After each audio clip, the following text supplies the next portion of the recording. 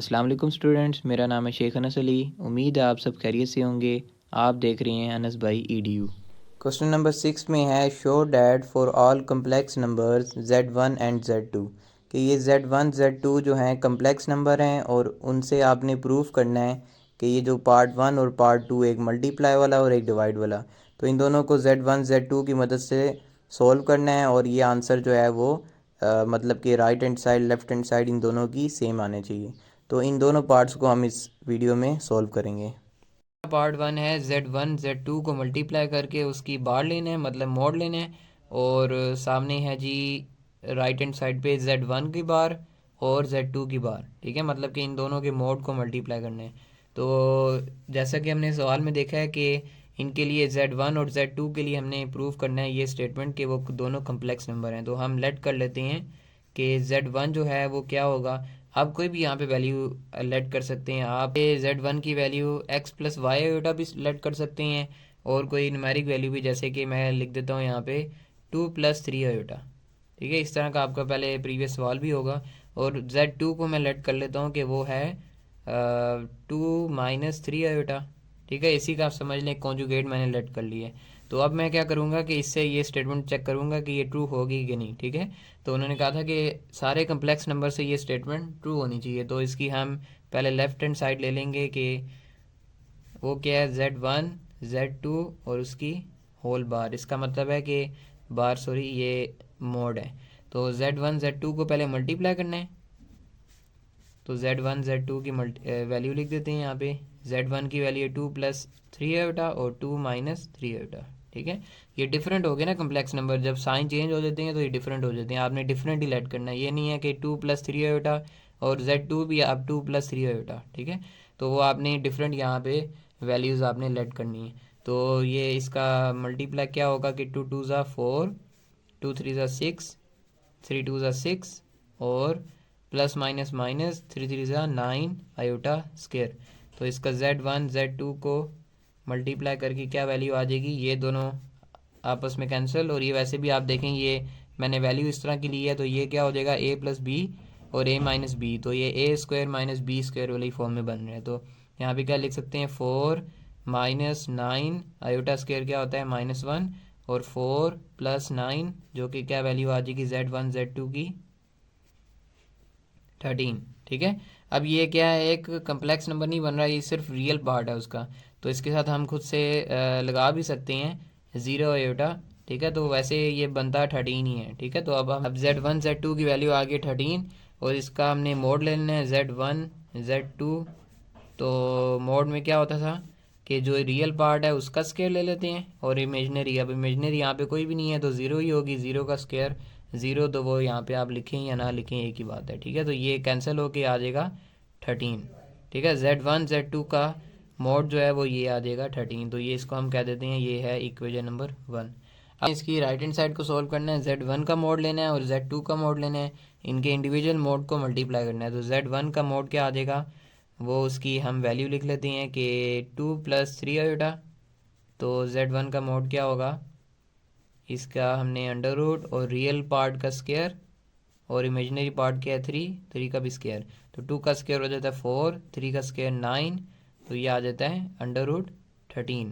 ठीक है, ये Z1 का बार आ गया। अब Z2 की जब आप बार लेंगे तो वो क्या आ जाएगा, वो भी एज इट इज़ आ जाएगा, सिर्फ उसमें क्या चेंज होगा 2 का स्क्वायर प्लस और -3 हो जाएगा, क्योंकि यहाँ पे इमेजनरी पार्ट क्या होगा, क्योंकि हमने लिखा था Z2 क्या है, वो है जी 2 - 3 आयोटा। तो रियल पार्ट क्या है 2, 2 का स्क्वायर और इमेजनरी क्या है -3, तो इसका स्क्वायर ले लेना है आपने। 2 का स्क्वायर 4 प्लस 3 का स्क्वायर 9, क्योंकि ये माइनस का स्क्वायर मैंने आपको पहले ही बताया कि ये क्या हो जाता है, जब भी पावर में इवन वैल्यू आ रही होती है तो वो माइनस को प्लस कर देती है। ठीक है, तो ये आ जाएगा अंडर रूट 13। तो इसको हमने कह देना है ये है जी इक्वेशन नंबर 2 कह दिया था। यहाँ पे हमने क्या करना है, Z1 का जो आंसर आया है और Z2 की बार का जो आंसर आया है उन दोनों को मल्टीप्लाई करना है। तो ये आ रहा था 13। ठीक है, Z1 की जो मोड है, इसका मोड ऑफ Z1 आ रहा था अंडर रूट 13 और मोड ऑफ Z2 क्या आ रहा था अंडर रूट 13। तो इन दोनों को मल्टीप्लाई करके क्या आ जाएगा 13, ये 13 का स्क्वायर हो जाएगा, स्क्वायर अंडर रूट से कैंसिल। तो ये इक्वेशन नंबर 1 और इक्वेशन नंबर 2 का आंसर दोनों आगे 13, तो हमने क्या देना है, ये left hand side is equal to right hand side. Second part है Z1/Z2 का मोड लेना है, और Z1 का मोड और Z2 के मोड को डिवाइड करके जो आंसर आएगा वो इसके इक्वल आना चाहिए। तो आगे लिखा हुआ है where Z2 is not equal to zero, कि Z2 जो है वो ज़ीरो नहीं हो सकता, उसके अलावा कोई भी आप वैल्यू लिख सकते हैं। क्यों? क्योंकि यहाँ पे डिनोमिनेटर में जब भी ज़ीरो आता है ना तो वो हो जाता है अनडिफाइंड। ठीक है, आप कैलकुलेटर के अंदर भी लिखेंगे कोई भी वैल्यू उसको डिवाइड कर दें ज़ीरो से तो वो आगे मैथ एरर आ जाता है। तो इसको हमने यहाँ पे जो है Z2 Z1 को दोबारा से वही as it is one part वाला काम करना है कि लेट कर लेना है। Z1 Z2 को कोई भी आप वैल्यू रख सकते हैं। यहाँ पे मैं रख देता हूँ 1+4 आयोटा, और Z2 की वैल्यू लिख लेता हूँ इसी का कॉन्जुगेट 1-4 आयोटा, ताकि आसान हो जाएगा। ये बस आपकी अपनी मर्ज़ी है, आप कोई आसान वैल्यू पिक करें या मुश्किल वैल्यू। ठीक है, तो Z1 Z2 को हमने लेट कर ली है। अब हम इसकी राइट हैंड साइड को सोल्व करेंगे। राइट हैंड साइड पहले सोल्व कर लेते हैं, Z1 मोड और Z2 mode.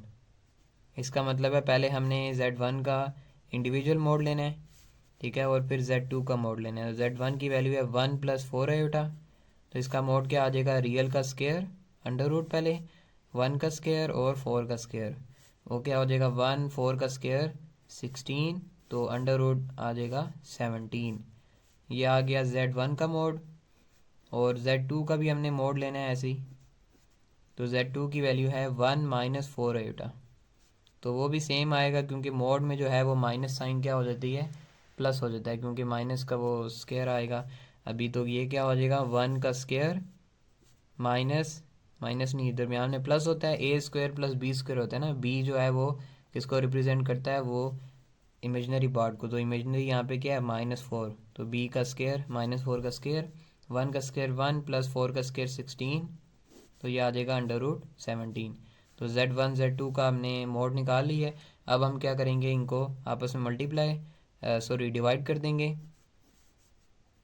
Z1 mode Z2 mode को डिवाइड करना है हमने। तो Z1 का मोड आया जी अंडर रूट 17, और Z2 का आया अंडर रूट 17, तो ये कैंसिल होके क्या आ गया 1। ठीक है, तो इसका आंसर क्या आया है 1। तो अब इस ये आंसर जो है और लेफ्ट हैंड साइड का आंसर दोनों मैच होने चाहिए। इसकी हम लेफ्ट हैंड साइड को सोल्व करेंगे जो कि थी Z1/Z2 का मोड। तो आपने क्या करना है, पहले Z1 की वैल्यू लिख देनी है, और Z2 की वैल्यू वो क्या थी 1+4 आयोटा और 1-4 आयोटा, और बाद में फिर इसका मोड लेना है। तो पहले हम Z1 Z2 को सोल्व करेंगे, वो क्या आएगा 1+4 आयोटा 1-4 आयोटा। इनको हमने रैशनलाइज करना है, क्योंकि आपको पता है फ्रैक्शन वाली फॉर्म को हम रैशनलाइज करके ही सोल्व करते हैं। तो ये माइनस ये इसका कॉन्जुगेट लेंगे तो ये प्लस हो जाएगा, और इधर भी आ जाएगा 1+4 आयोटा। तो डिनोमिनेटर में टर्म जो है ये आपस में फार्मूला मतलब क्लोज हो जाता है। ये क्या होगा A² - B², 1-4 का स्क्वायर 16, आयोटा स्क्वायर होगा तो आयोटा स्क्वायर की जगह -1 लिख देते हैं। ठीक है, ऊपर क्या हो जाएगा 1 प्लस 1 को 1 से मल्टीप्लाई किया, 1 को 4 से मल्टीप्लाई किया 4 आयोटा,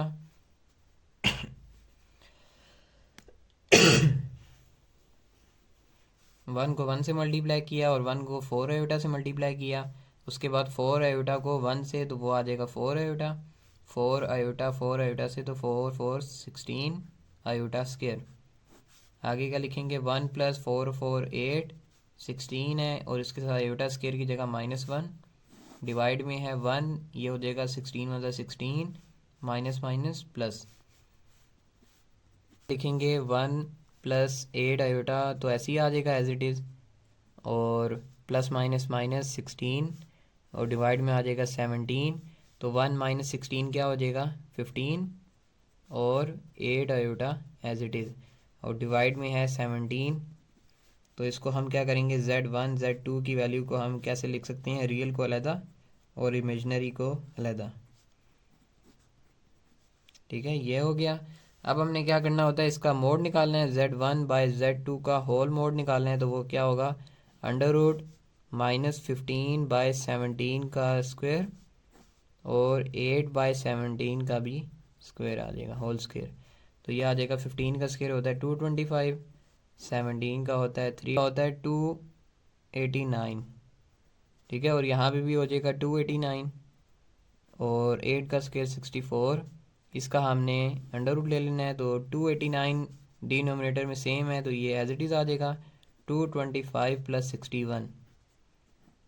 इसको सॉल्व करेंगे, ये हो जाएगा, यहाँ पे हो जाएगा 64, ठीक है। तो ये हो जाएगा 5 और 4 9, 289/289। तो इनको सॉल्व करेंगे तो ये कट होके 1 आ जाएगा। तो 1 अंडर रूट क्या होता है 1, जो कि आ जाएगी लेफ़्ट हैंड साइड। तो ये सेकंड इक्वेशन थी। तो हमने कह देना है कि ये राइट हैंड साइड जो है लेफ़्ट हैंड साइड के इक्वल आ गया। तो right hand side left hand side जो है ये दोनों इक्वल हैं। तो ये प्रूव्ड हो गया सवाल। अगर आपको कोई सवाल हो तो कमेंट में पूछ सकते हैं। वीडियो अच्छी लगी हो तो वीडियो को लाइक और चैनल को सब्सक्राइब करना मत भूलिएगा। इंशाल्लाह नेक्स्ट वीडियो में मिलते हैं, तब तक के लिए अल्लाह हाफिज़।